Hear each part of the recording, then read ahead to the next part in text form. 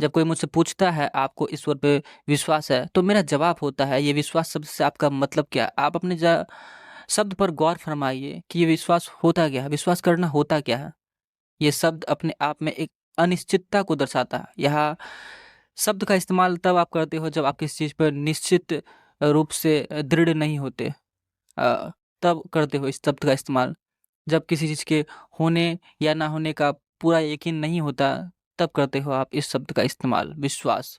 अगर कोई चीज़ साबित हो चुका है निश्चित रूप से, तो आप इस शब्द का इस्तेमाल नहीं करते।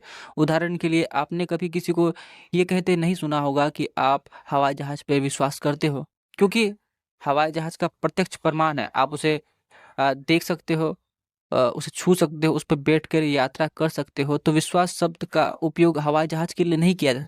लेकिन जब हम ईश्वर के अस्तित्व के बारे में बात करते हैं, तो सवाल विश्वास का आता है। लेकिन क्यों आता है?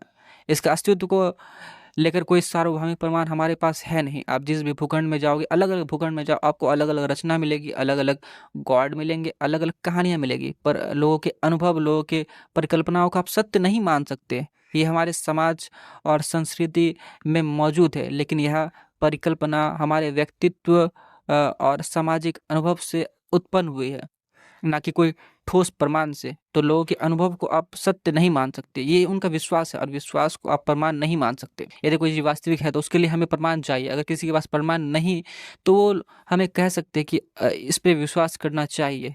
हमें कहा जाता है कि तुम्हें आत्मा में, तुम्हें सोल में विश्वास करना चाहिए, तुम्हें स्वर्ग और नरक, हेल और हेवन पे विश्वास करना चाहिए। लेकिन क्यों?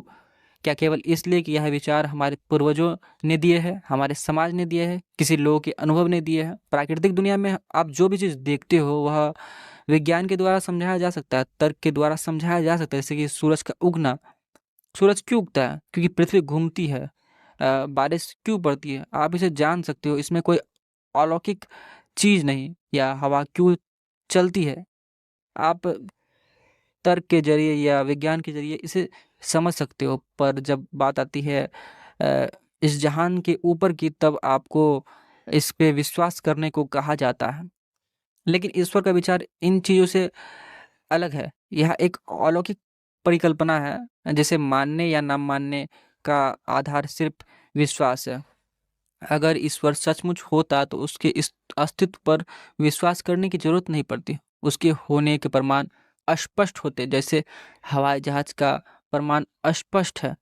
फिर कई लोग तर्क देंगे कि इसकी कल्पना से मुझे सुखी का होने का एहसास प्राप्त होता है, मुझे अंदर से खुशी मिलती है। पर आप अगर किसी चीज़ से खुश हो, तो इसका मतलब ये नहीं कि वो चीज़ सत्य होगी।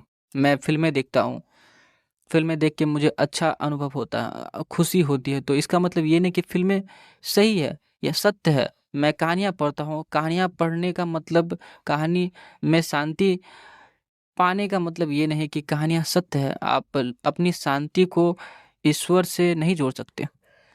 उनका होने का कोई ठोस प्रमाण होना चाहिए, जैसे कि अन्य चीज़ों का है। आपके अनुभव प्रमाण नहीं हो सकते।